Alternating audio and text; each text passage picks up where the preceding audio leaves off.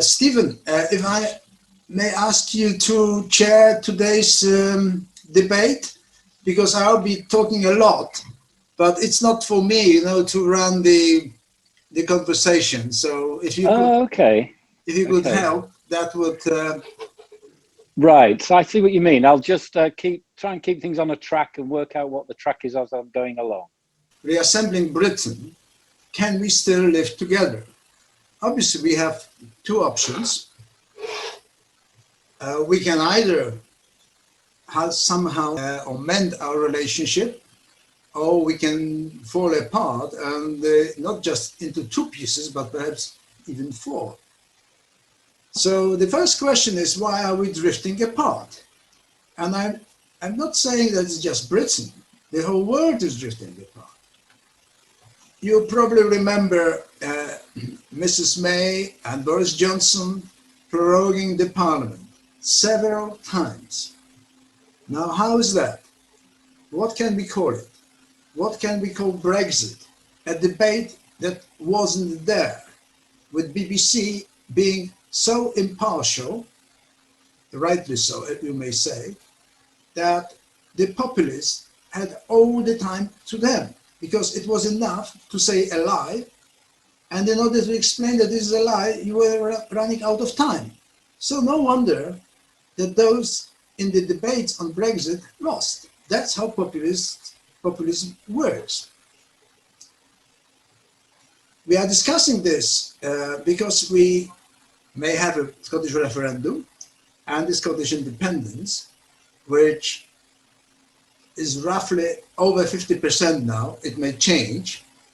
That was actually last year. This year, it's more than that. And then we have the Northern Ireland problem. But before we look at our own problems, let's see a wider context, why it's all happening. One reason for that is obviously populism. And we remember Johnson's bus, the 350 million promise of savings every week for NHS, and Mr. Trump's promise to finish the war. That's how corrupted politics works. And then we all think that we still have democracy, because after all, we have free elections. We can vote and we can outvote the leaders. But is this really what democracy is about? Because the politicians are skilled enough to outmaneuver vast majority of voters using various psychological techniques and brainwashing almost, not to mention Cambridge Analytica, which used Facebook to help Trump win elections, and so on. So even during the free elections, you actually may be outwitted. But the more important problem is that we have no control after we've elected our politicians during the session of the parliament. We have hardly any continuous accountability, and that's what we need. We also have a rudderless, I would call it a rudderless civilization. Look at the United Nations. Look at Syria. Think what happened in Kosovo. The United Nations is absolutely paralyzed. We have European Union that is trying to take the mantle of this pseudo-world government, I would call it. And we have NATO, of course.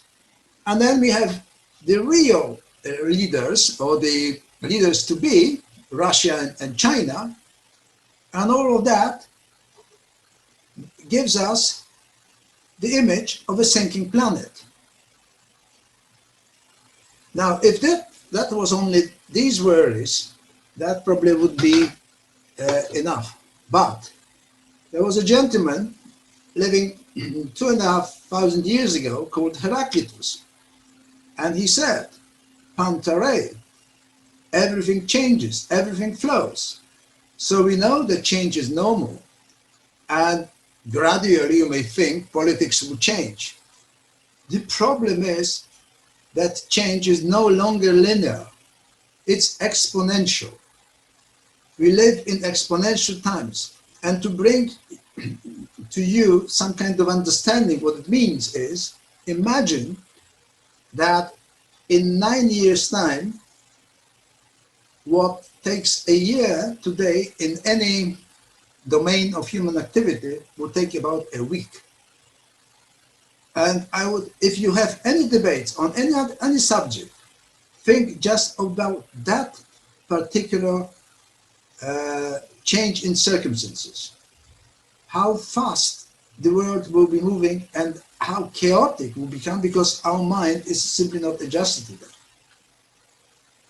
So no wonder by 2030 we may lose control over our destiny as a human species because the progress of technology and everything else is so fast.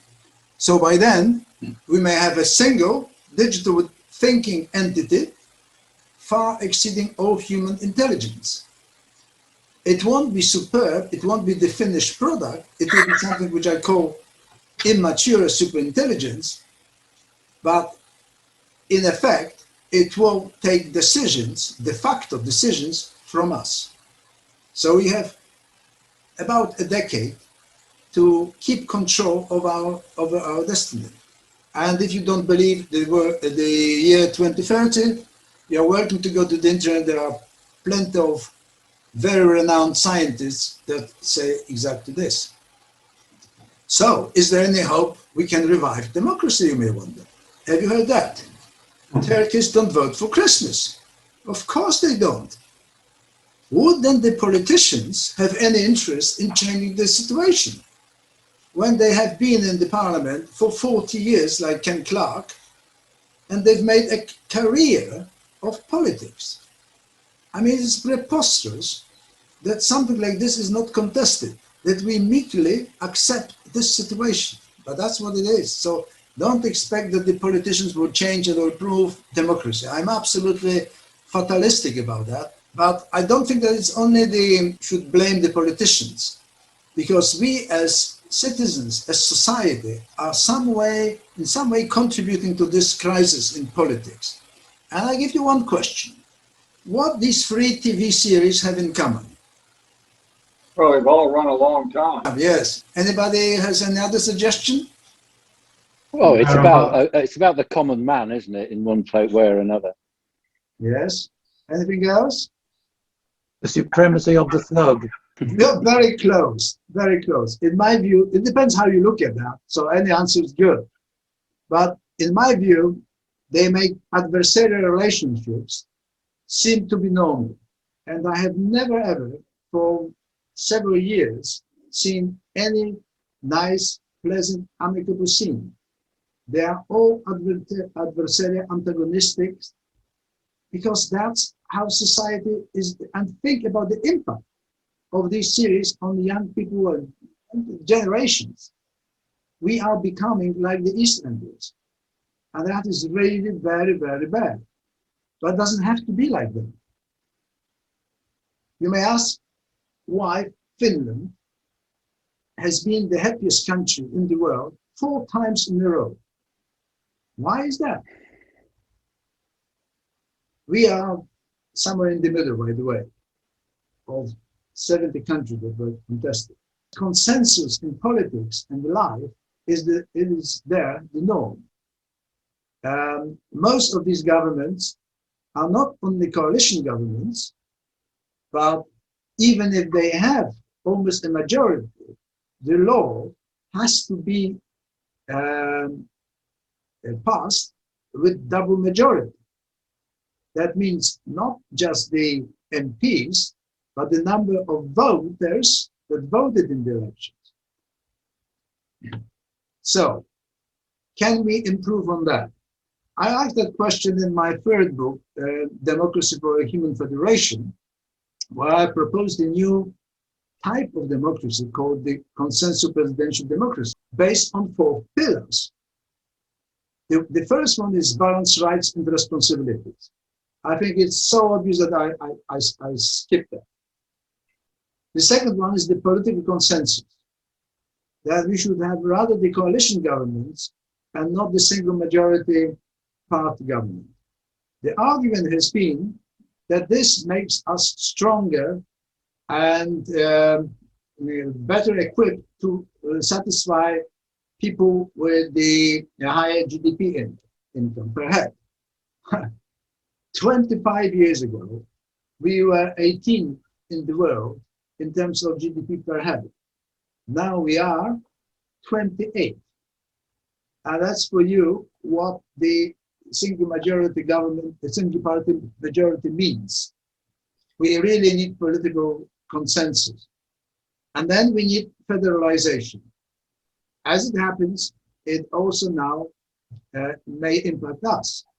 But federalization is a damn word. People, as even in Europe, or not to mention here, try not to utter it. But it depends what you mean by that. If you consider that our system is the most, in Europe, is the most centralized system you can find, then you may open your eyes very widely and say, wow, so what shall we do? In my proposal for federalization is that you have a big U, you have most power at the lowest possible level of decision making, and very little at the federation level. That means it creates the cocoon within which you thrive. That's what the governments really should be about, but not interfere into your life as much as the governments do right now in Britain. So there is a scope for improvement. And then the fourth pillar is the AI-assisted governance. You may wonder, why is that? This is a fundamental thing that will change a lot. And it's changing already in health service. If you go to the patient access, or if you call your surgery, they will tell you to go to the digital doctor. In 2 to 3 years' time, you'll have a digital assistant that will speak to you like Alexa now, but will understand everything, and will remember all your illnesses and all the medicine you can and shouldn't take and blah, blah, blah. But that will expand in politics and so on. And it's already being done. Today, most legal firms no longer take hordes of assistants to plow through the cases in British law. They have digital assistants because all those cases have been digitized. You have to pay a hefty fee for that. But many cases in the renowned firms are now prepared by those digital assistants. And that's what will happen in the government as well, which will make the governance much cheaper. But what can we learn from others? Before we dash into repairing the United Kingdom, let's look what others have done, and perhaps we can learn something from them. And the first thing that comes to my mind is that, as I said, we cannot rely on politicians to change the status quo. We need a bottom-up reform of politics, and that can be done, in my view, through citizens' assemblies, about which I'll tell you a little bit. Anybody hasn't heard about the citizens' assembly? I assume in this gremium, I think everybody has. The first example I'd give is the Macron's own march. These were informal citizen assemblies, so people voluntarily got together and were united by an idea, en marche. And Barack Obama in 2008 did exactly the same, saying, be the change, where people collected $710 million to help in his campaign, and he won the election. But that's not what we mean by citizens' assemblies. This is the only way, by the way, for citizens to be the change, rather than be affected by the change. We can do that through the new systems of that citizens' participation, and that's what it looks more or less like that. But citizens' assemblies that are now being implemented are different. And the best example was the Irish Assembly. So what you do, you debate a single major issue. Like, for instance, in the Irish case, it was gay rights and the abortion. And anybody that was in Ireland in the last few years may have seen how Ireland has changed in just a few years. And that decision was taken by a jury of 100 people. They were meeting over 52 weekends for 2 days, so 104 days, and they come up with a resolution. And that was a binding resolution. The Irish Parliament approved it and changed the constitution. And that's how the citizens' assemblies work. So the citizens are randomly selected from the electoral roll, and they have to participate in the assembly. It's not their choice. So they are advised by experts on the nature of the debates. So decision process is such that the minority views can always be heard. Now, here we are entering a tough stuff. You may not have heard about that. On 27 November 2019, that was the day when the future of the EU 27 was decided, just before our exit. What happened then? Macron and Merkel decided that they want a conference on the future of Europe. But in the end,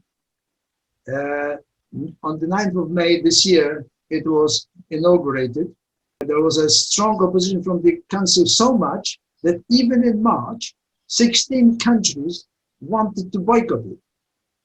I still do not know what happened behind the closed doors that they managed to go ahead with the conference.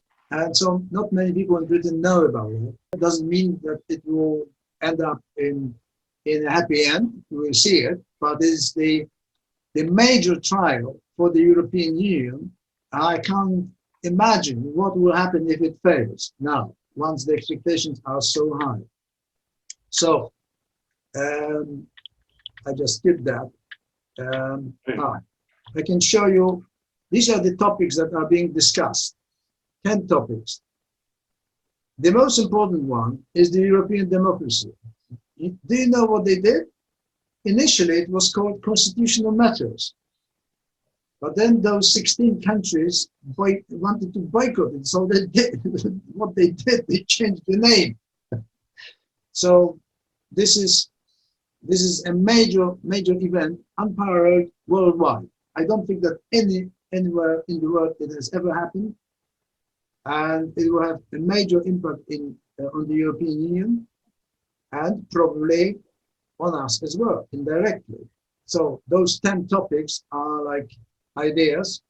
And then you have those agoras. So this is the citizens' assemblies that sit in every country, and they provide the feedback to the conference plenary, and that the final product will be decisions and commitments.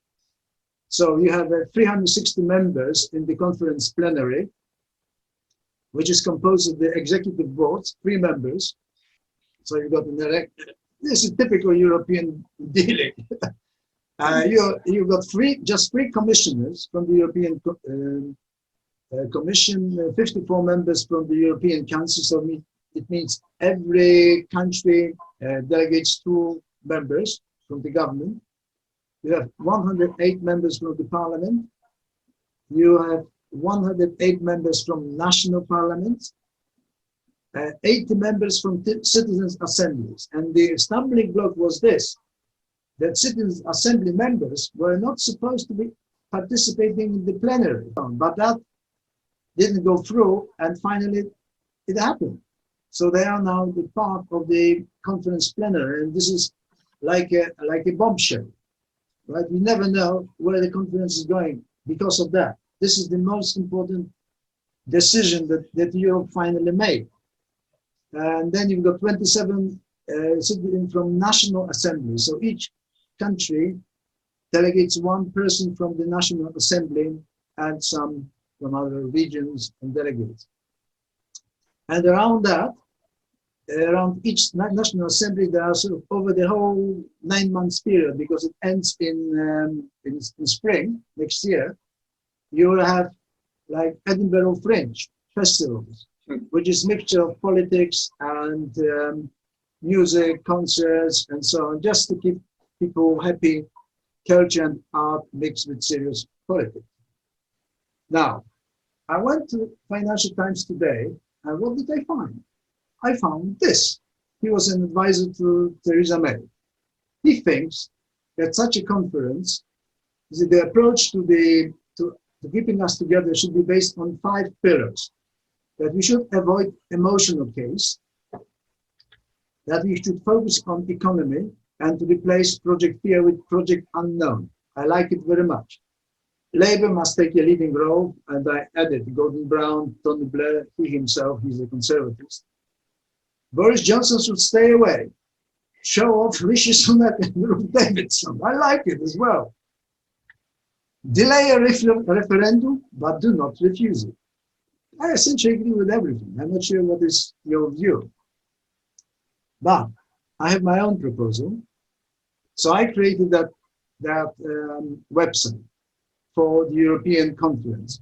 But what I am thinking about is to create a similar website with similar support for the future of the United Kingdom conference.